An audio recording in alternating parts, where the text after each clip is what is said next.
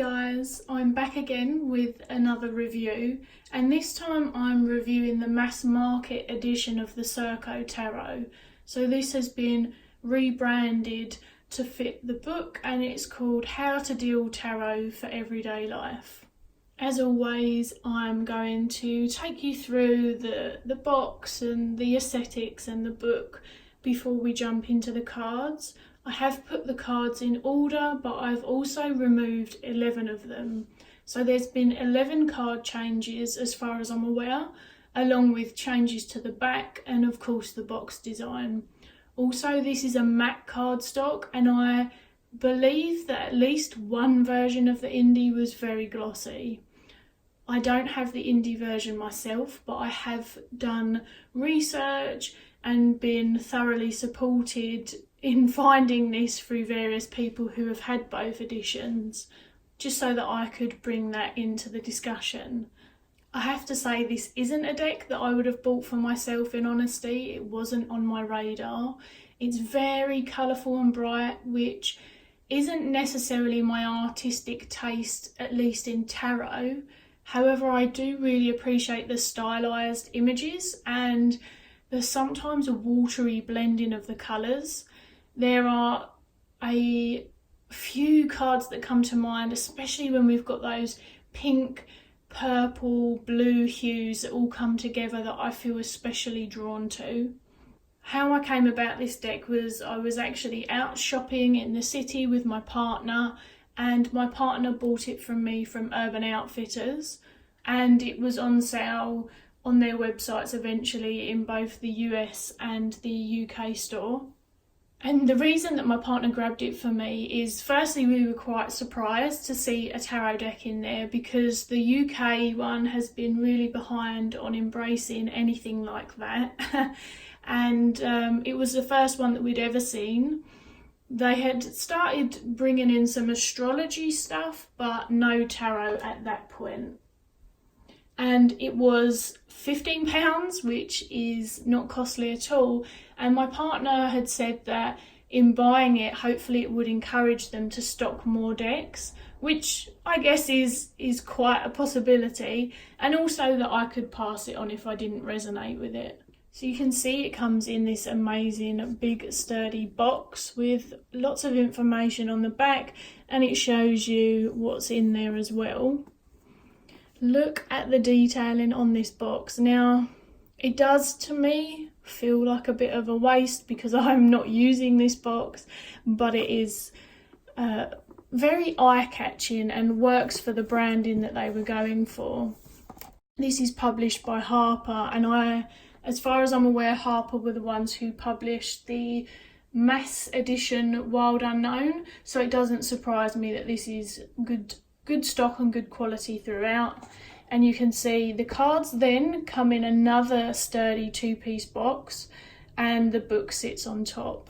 So it's really well thought out. It's a nice package for someone to receive, especially if it's a first deck, but I'll go into that. Let's talk the book now. And I'll be honest, the book is not entirely for me. However, I'm not sure that the book was necessarily aimed at my age grouping, and I can't help but feel that they were really trying to incorporate a younger audience, whilst, still this being workable for the rest of us. I'm specifically feeling a kind of pre-teen or young teen vibe being brought into this particular edition or this creation. I haven't seen the book, which was originally sold separately, so I don't know if there's any differences or whether the book was already like this. But certainly the language throughout will lend itself further to this. It kind of discusses crushes, falling out with your bestie, annoying siblings, and all of those things, which I fully appreciate. This can and does happen to adults, and it's relevant, but it's really the nature of the language and this whole kind of experience and aesthetic that leaves me thinking that this youthful, playful vibe is what they were going for. And I'd imagine this would be awesome as a teen. It's fun, it's colourful, it's very colourful. Let me just a quick flick through. I will show you inside as well, but you can see it's got the full colour images. It's got these kind of doodles that remind me of the things that we would scribble in our notebooks and workbooks at school throughout. It's really quite cute, and it sort of holds the theme throughout. So as I say, kind of fun and colourful. You're not going to get an artistic interpretation, however, so you can see from this one. I'll let you read it as I talk. What I mean by the artistic interpretation is what's going on in the visuals in the deck, and at this stage in my journey, that's mostly what I'm seeking in the deck specific guidebooks. Now, you may enjoy the multitude of journal prompts. Some of them seem really helpful. Some of them you may find yourself wanting to tailor some of the language to fit. So let's find one. So here you can see, list your 2 best friends and what makes them your best friends. And it continues, it discusses the 3 of Wands. These are your go-to people for when you're in a tough spot and you need a hand up or a hand to hold. Whenever the 3 of Wands comes up, remember it represents this support group. Some of these, as I say, really seem to encourage some really interesting journaling, and some of them just weren't very relevant for me. But I think that, again, it's a lovely learning resource for someone who is newer to the craft. I'm not assuming that no adults would find this relative, but as I say, it's the language and the whole way that it ties in. And in terms of the meanings, they're quite concise. Again, not necessarily a bad thing, because they're going to give people a good place to start and to bounce from. At times, the language felt a little predictive in its nature, or maybe it just lacks the depth of the psychological exploration that I personally enjoy. It's quite hard to explain fully, but I just didn't individually resonate with most of the text, and it's not always necessarily the way that I read or the type of depictions that are my personal jam. But again, that's a reflection of my insights and my experience. I'm sure that others would really enjoy the book. So here we've got a major. The Emperor, masculine in energy, is all about stability. This is a sturdy and dependable person who will always be there for you. The Emperor is someone with goals and structure and might be a good example for you to follow. Or maybe this person is you. Stick to your gumption and trust your decisions. Whereas the Empress is a person guided by their intuition, the Emperor is guided more by logic. So it's got some really helpful information in there. It's just not adding anything to my particular arsenal, and as I say, some of them I read and they don't vibe with me so much. But this is definitely a deck that I would consider gifting to especially a younger newbie, alongside maybe a more solid tarot for beginners too, just to give them a wider option. So if they don't want to read predictively, or some of it doesn't fully make sense to them, that they've got something else there. But the magic is still in this book, and it certainly encourages you to get involved with it. To be honest, if I ever decided to journal with this deck, I will cut this up. I will cut this up and use the awesome array of coloured pictures and depictions of each of the cards. And it does still include your average beginner and keywords and layouts and all of that. There's actually quite a lot of layouts in here. The book itself is beautiful quality. No complaints, just not really my kind of thing.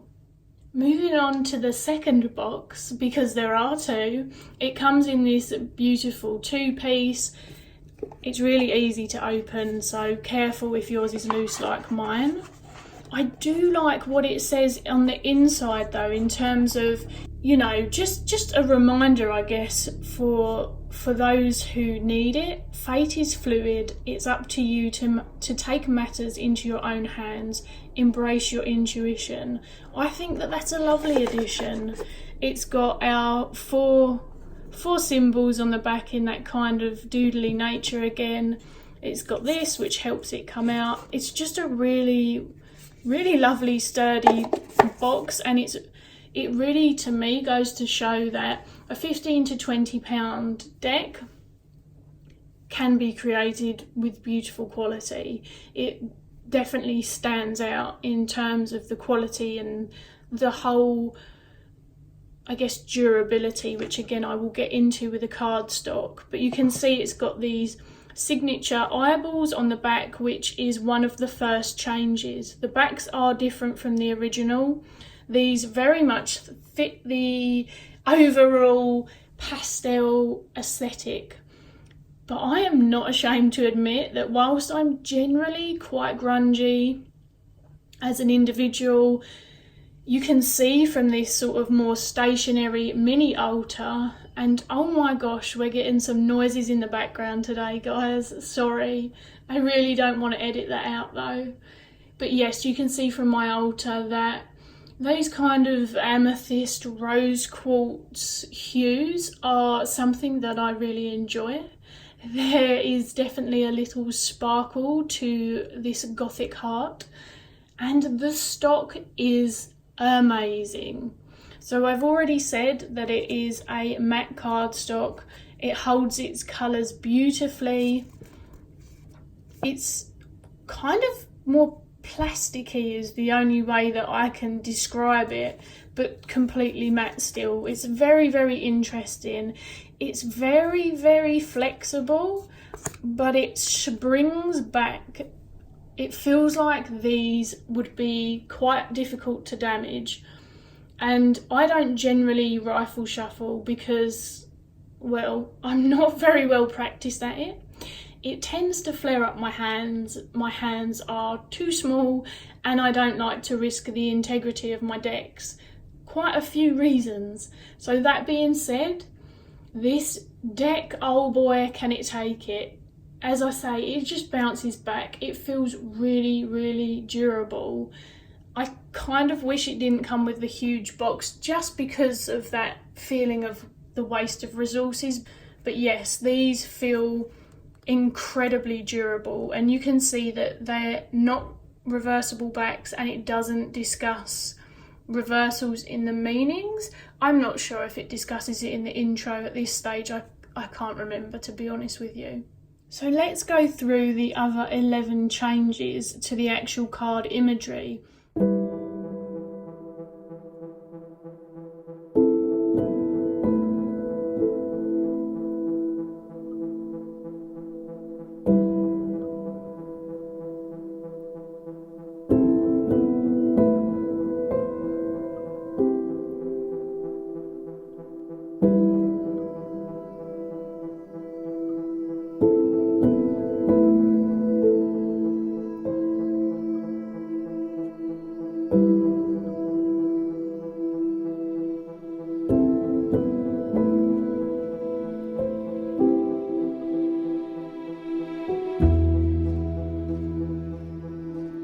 So one of the reasons that I wanted to show you those is because I know it's a question that people will ask, and whilst I couldn't show you the images, if you've got the original deck, then you can go and look them up. Based on the card changes and looking at them, I feel as though they wanted to remove nudity from the deck.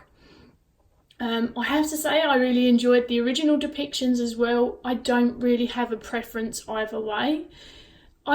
If I really could pick, I'd have the old star, the old moon and the old devil, but as I say, I have no attachment, and there are definitely some benefits to the changes. So for example, the lovers is now really ambiguous, and it opens the card up for so many more people to see themselves in the card if they wish to. I think that the changes in the swords will have opened those cards up for those who don't connect to the Rider-Waite-Smith depictions, because especially the 3 and the 10 are ones that I hear a lot of people talk about. A lot of people say that they don't appreciate that imagery or it closes it for them. But they definitely didn't want nudity in the deck, at least nothing full frontal and no breasts, because we do see 1 or 2 bare chests on male presenting figures in the deck still.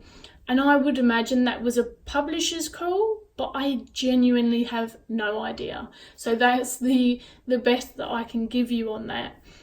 What I'm going to do now is take you through the rest of the deck in order and just talk to you about my experience of it. We're not going to linger on the cards too long, otherwise this just becomes a really long walkthrough instead of a review.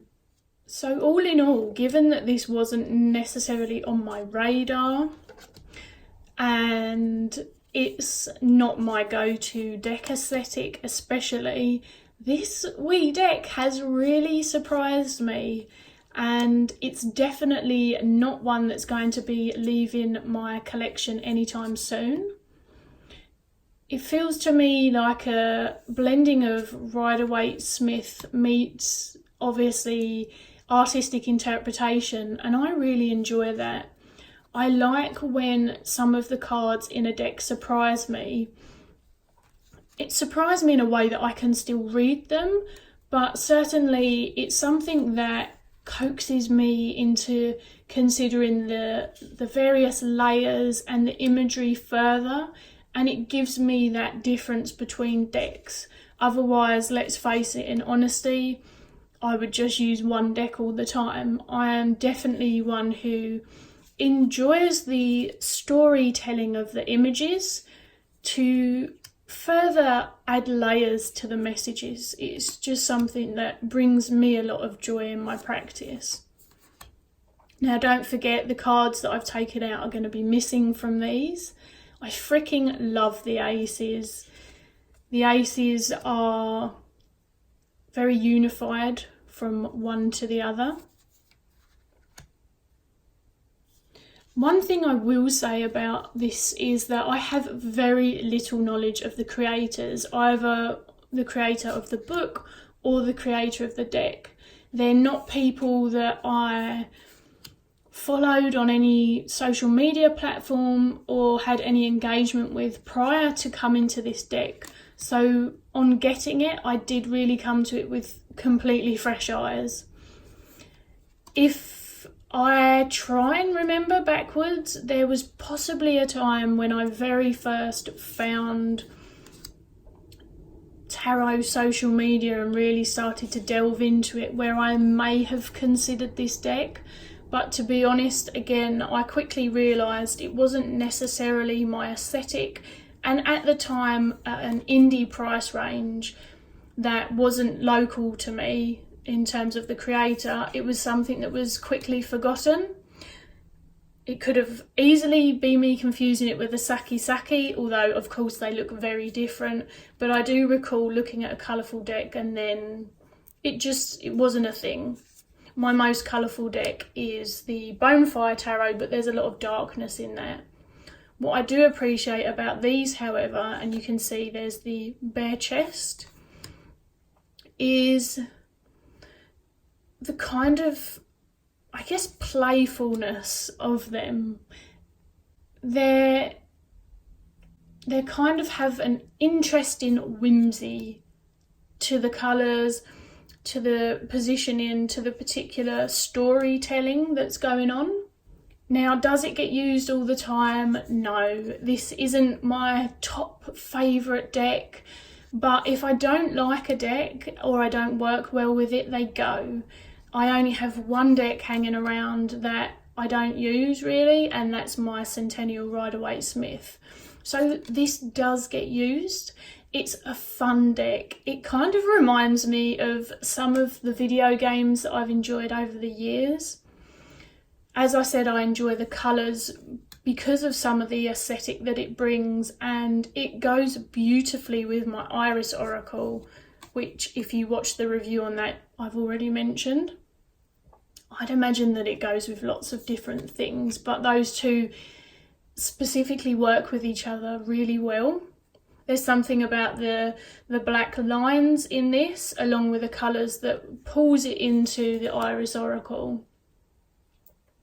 More than that, this has been a really easy reader and on point, which again, very, very appreciated. I've done a lot of smaller pulls from myself for this behind the scenes with this deck, and I've loved it. Honestly, it's just surprised me.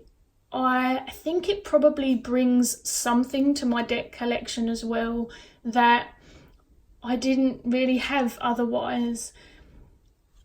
And it feels quite versatile in that capacity. Now, I'm not someone who feels that as a reader you have to have every single different kind of deck in your collection available for clients, but I do think it's going to bring something else. It's hard to explain really, because for me, I think the readings, in my opinion, and I'm sure others will disagree, are a lot more to do with the reader and your connection to what they're saying and the engagement between the two of you and the words than they are to do with the deck. However, that being said, obviously some decks are going to appeal to others, you know, more or less. Sometimes imagery can have such an impact, I guess, on the individual, that then the message is lost because of that. And so I think that's why this one is still, it just adds something to my toolbox, I guess. If I wasn't enjoying reading it, I wouldn't have kept it, but those two things together have really brought something to my practice. I love this card, can I say? Now, whilst I don't have the original, from what I have seen and I have watched reviews and things like that, I feel like this has retained its individual style and its integrity throughout the transition of being made a mass deck. Of course, there are things that have changed.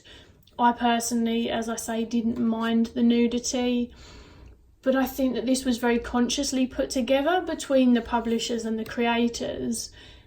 And it's been a fun way to kind of break up my specific individual workings, in honesty.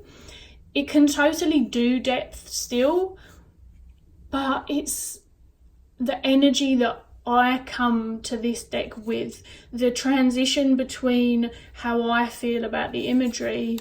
Oh, favourite card. Yeah, the transition between how I feel the energy is, and so the way in which I connect to working with this deck. And therefore I'm going to be in a different maybe headspace or emotional space when I'm working with this than I may come to others. Not always, but the artwork, it definitely does have an impact. The final thing that I'll add as I'm hovering over these is that the king and queen seem to mirror themselves quite well in this deck. I'm not sure if you would have noticed before. So that's my review. Hopefully it helps you if you were considering the mass market for whatever reason. I can't speak more highly of it. It's just I mean, look at it. It's a storytelling deck, it's a colourful deck, it's a fun deck, but it loses none of its meaning and it can speak very well. It's very good for me personally, intuition-wise.